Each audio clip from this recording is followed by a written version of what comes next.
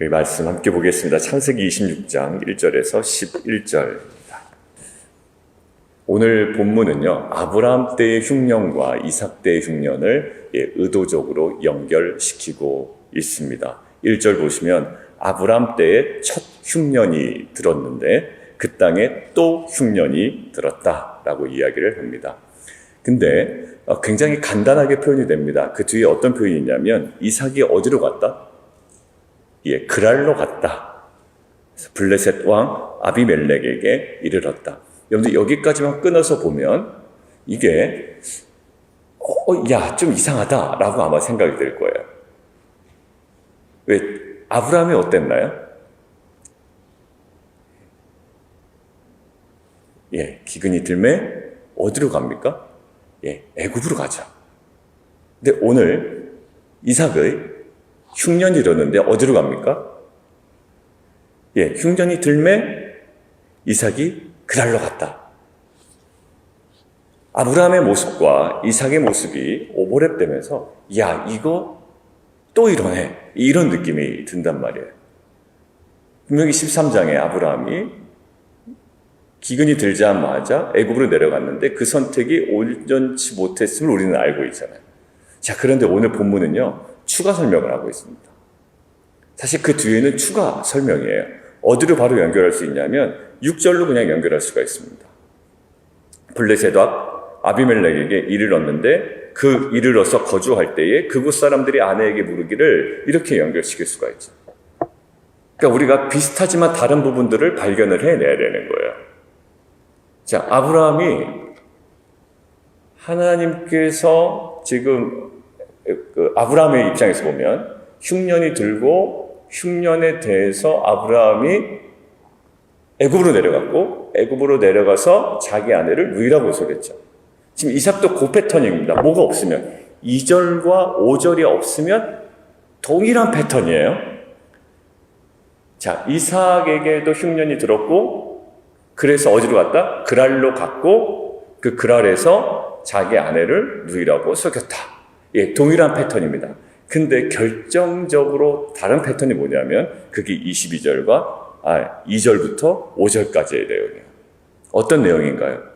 그랄로 내려가게 된 동기가 뭐였는지가 정확하게 나와 있죠. 자, 뭐였나요? 여호와께서 이삭에게 나타나 이르시되 애굽으로 내려가지 말고 내가 네게 지시하는 땅에 거주하라, 요 말씀이 있었단 말이에요. 신앙생활 할 때 가장 우선이 되는 건 어떤 마지막의 결과물이 아닙니다.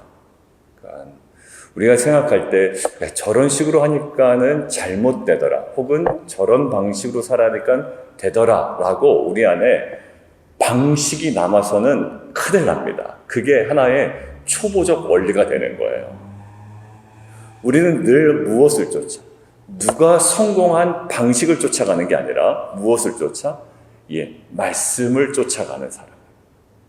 우리는 하다 보면 누군가 신앙생활 잘하고 있는 사람의 방식을 쫓아갈 때가 있습니다. 바지가랑이 찢어집니다. 다리도 찢어진다고요. 하나님은 우리에게 어떤 방식을 요구하시는 게 아니에요.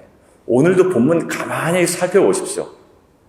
어떠한 방식을 하나님께서 요구하시는 게 아니라 단 한 가지 아주 분명하게 강조하시는 게 있습니다. 오늘 본문 뭐라고 나타날까요? 2절에 말씀을 주셨죠. 이르시되, 그리고 누구를 이야기합니까? 이삭을 얘기할 때 아브라함 이야기를 꺼내시죠. 어느 부분이 눈에 확 들어오세요? 5절. 그래, 5절이 들어옵니다. 이는 아브라함이 내 말을 순종했다. 그 이유는 그냥 강조하는 거예요. 명령과 계명과 율례와 법도를 지켰다. 무엇과 연관되어 있죠? 내 말을 순종했다.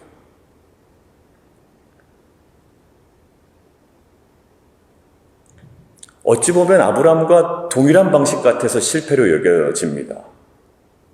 그죠? 그러나 이 그랄로 가서 머물렀던 그 시점까지는 뭐였습니까? 전적인 순종이었다. 근데 우리는 질문해야 됩니다. 모방인가 순종인가? 저 사람 기도하니까 좀 괜찮아 보인다. 뭐 하니까 좀 더 좋아 보이는 어떤 그런 방식이 있거든요. 신앙에도. 철저하게 어디로 가야 될까요? 부르심이고 말씀이에요. 나에게 허락하신 부르심이 있고요. 나에게 허락하신 말씀이 있어요. 자존감이 낮으면 무엇인가를 자꾸 따라하고 싶습니다. 그런데 자존감, 영적인 자존감을 얘기하는 거예요. 세상적인 어떤 자존심이나 이런 것도 아니고요. 우리의 자존감은 어디서 나올까요? 말씀이에요. 뭐라고 해도 내게 임한 말씀대로 살아간다면 괜찮습니다. 말씀대로 인내하고 말씀대로 머물고. 여러분들 그랄로 내려가는 게 얼마나 또 사람들의 비아냥거리를 들을까요? 흉년 들었다고 그랄로 내려가는구나. 흉년 들었다고 마음대로 그랄로 갔구나. 뭐 여러 가지가 있을 수 있겠죠. 근데 오직 이삭이 지금 어디로 갑니까? 흉년 때에 애굽으로 아마 내려가던 중에 아마 그랄로 다시 가거나 그쪽으로 이동.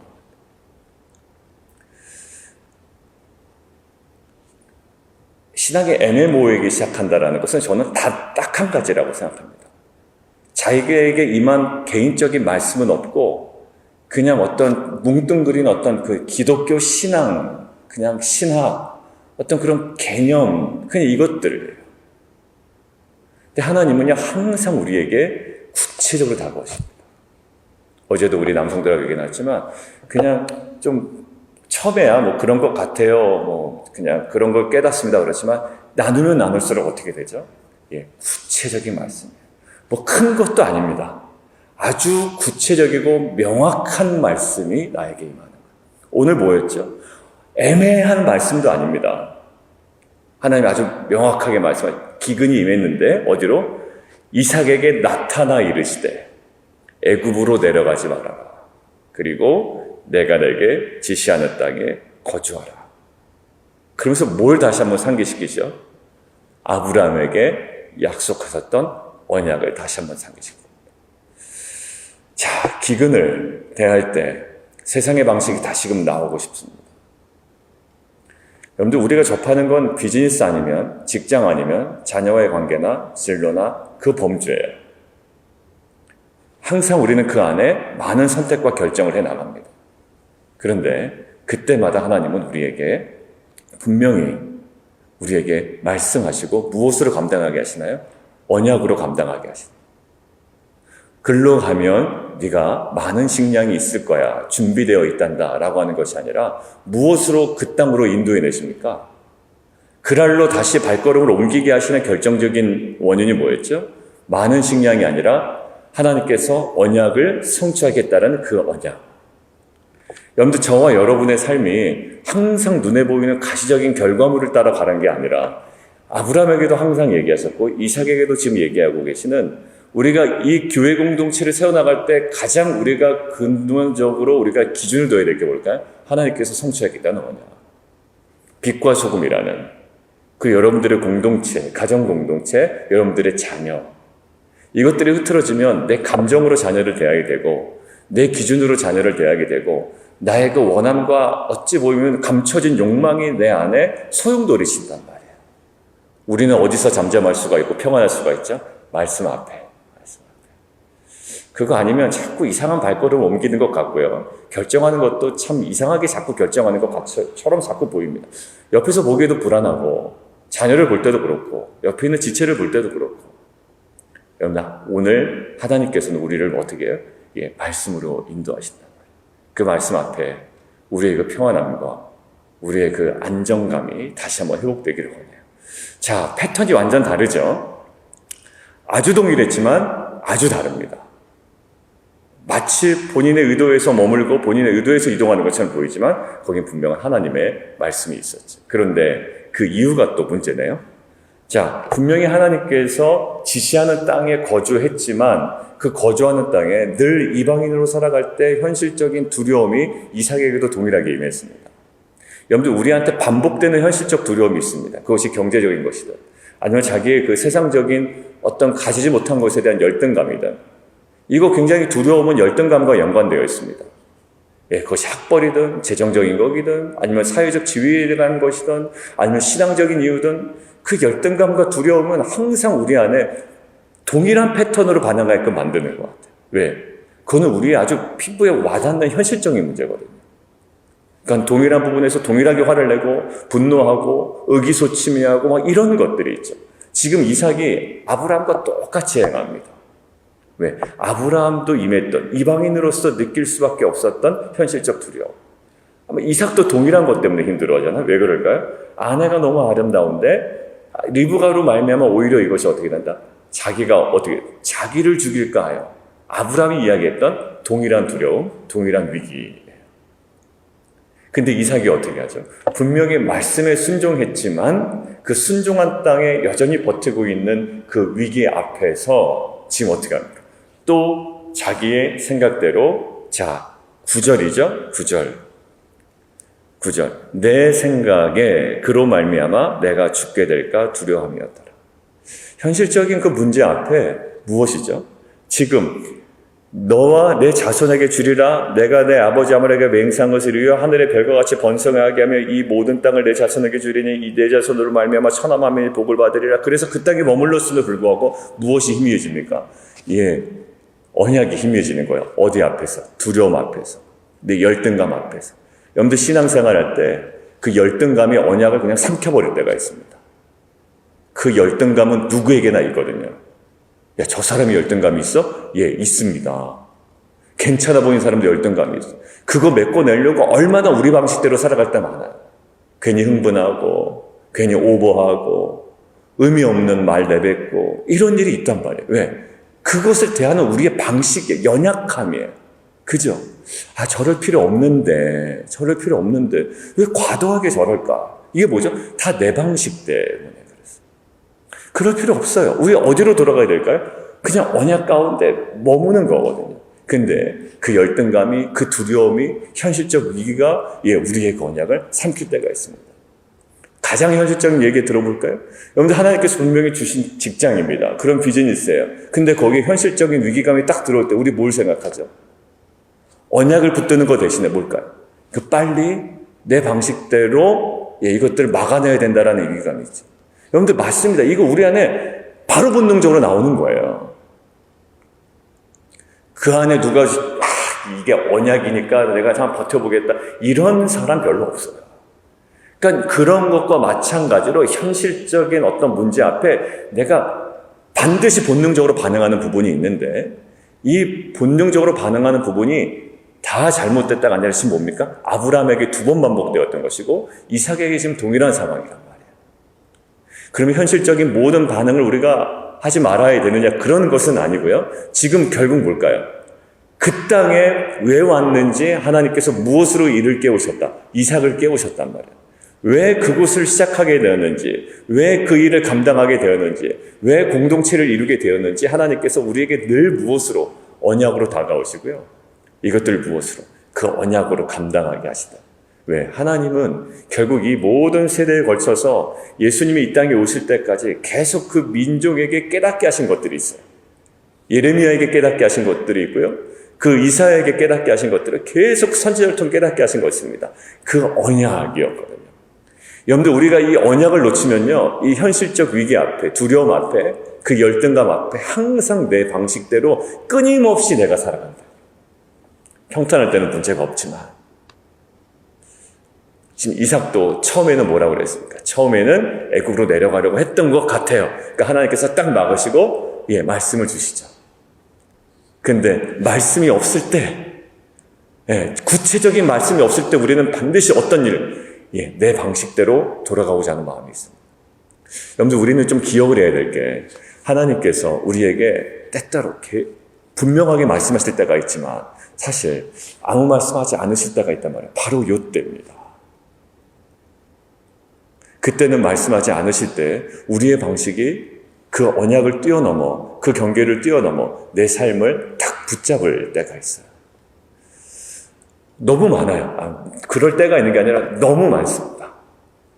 구체적인 말씀이 임하지 않으면 여전히 살아 움직이는 것은 내 방식이에요. 마치 소돔은 죽었지만 그래서 원래 천사가 얘기했던 그 산으로 올라갔지만 소돔은 멸망했지만 내 안에 소돔의 방식이 여전히 남아있는 것 같고, 애굽은 떠났지만 여전히 광야에서 애굽을 사모하는 방식이 여전히 남아있는 것 같고, 약속의 땅에 들어갔지만 여전히 약속의 땅에서 살아가던, 그리고 예전에 애굽과 연결되어 있던 내 방식이 여전히 살아있을 때가 있습니다. 이것은 끊임없는 신앙의 싸움이고, 이때 하나님께서 우리에게 또 예수님을 통해 우리에게 말씀하신 것이 있습니다. 뭐라고 그럴까요? 날마다 자기를 부인하고 자기의 십자가를 지는 방식이에요. 여러분들, 이것이 끊임없는 우리가 이 땅을 살아가는 가장 영광스러운 방식이에요. 가장 힘든 방식이 아니라 가장 영광스러운 방식. 가장 편하지만은 않습니다. 그러나 가장 영광스러운 방식. 편하지 않아요? 그렇지만 가장 영광스러운 방식. 어제 우리 남성들과 이야기를 나누다가 어떤 이야기를 나눴냐면, 대가지불 400세겔 있잖아요. 은 400세겔. 적정했다? 아니면 과했다? 과했다. 너무 많은 값을 불렀다라는 거예요.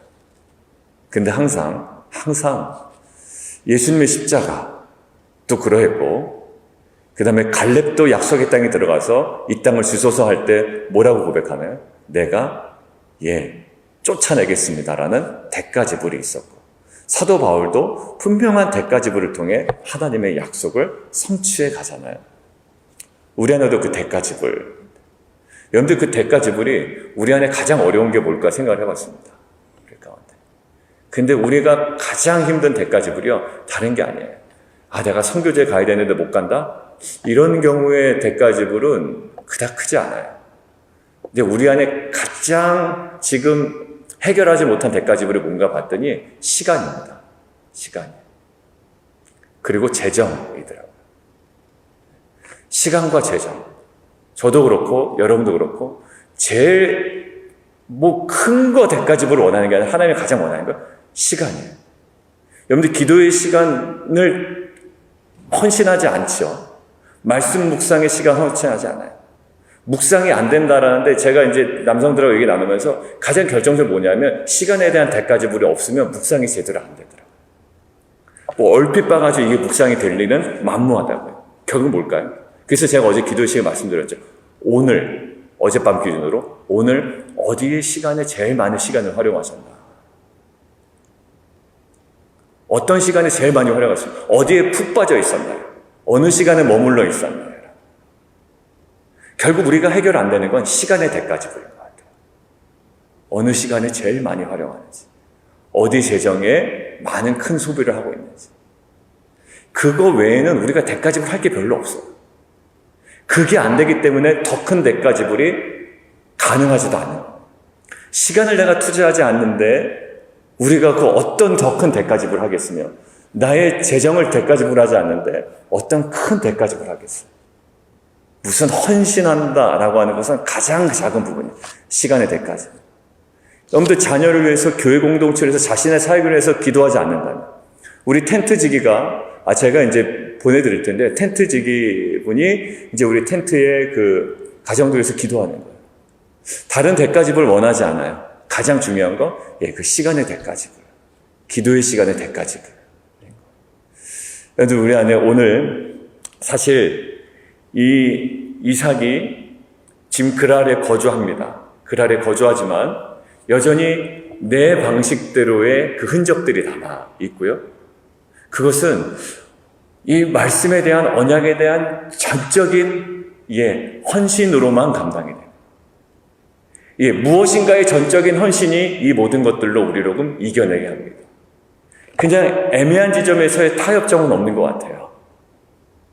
내가 그 언약에 대한 헌신이 없는데 죄는 안 진다, 이런 건 없는 것 같아요. 내가 십자가에 대한 헌신을 안 하는데 그냥 나는 적당한 신앙생활을 할 수 있다는 게 아니라, 신앙은 아주 분명합니다. 전적인 헌신이에요. 뭐에 대한? 언약에 대한 헌신이고, 주님께 대한 헌신이며, 우리에게 주어진 영광스러운 부르심에 대한 헌신이에요. 그러니까 직장이든 비즈니스든 그 영광스러운 부르심에 대한 헌신이 아니면 여전히 그 무엇이 남아있다고요? 그 전적인 헌신, 그 온전한 몰입, 이게 아니면 안 돼요. 제 목회할 때도 마찬가지라고요. 제가 그 부르심에 대한 온전한 헌신이 없으면 자꾸 곁길로 가게 되는 거예요. 생각도 그렇고 결정도 그렇고. 온전히 집중할 때. 우리 자녀들도 공부에 대해서 온전히 집중하지 않냐고 자기의 부르심에 대해 집중하지 않냐면 그냥 어떻게 비본질적인 것에 마음이 계속 쏠리는 것처럼 우리가 이 세대 가운데 무엇에 집중해야 될까? 정말 그 부르심, 빛과 소금에 대한 여러분들 각자에 대한 그 부르심, 그리고 분명히 아브라함에게 주셨던, 이삭에게 주셨던 그 언약에 대한 부르심, 이것에 대한 온전한 집중으로 모든 비본질을 깨고 내 방식을 깨고 영광스러운 지정으로 나아가는 저와 여러분이 되었으면 좋겠습니다. 애매하지 않아요. 그리고 어정쩡하지 않아요. 분명한 길을 우리는 걸어가는 겁니다. 그냥 적당한 중간이 아니라 분명한 길을 걸어가는 것이 바로 우리에게 주어진 길이며 십자가의 영광스러운 길임을 믿습니다. 그러니까 주님께서도 타협하지 않으셨던 거예요. 그 길 곧장 걸어가셨던 거예요. 우리에게 오늘 하루 주어진 그 하루의 삶 가운데 내일이 우리에게 주어졌는지 모르지만 그 오늘 하루 주어진 삶을 가장 영광스럽게 살아가는 귀한 공동체가 되기를 원합니다. 우리 함께 기도하며 나가도록 하겠습니다.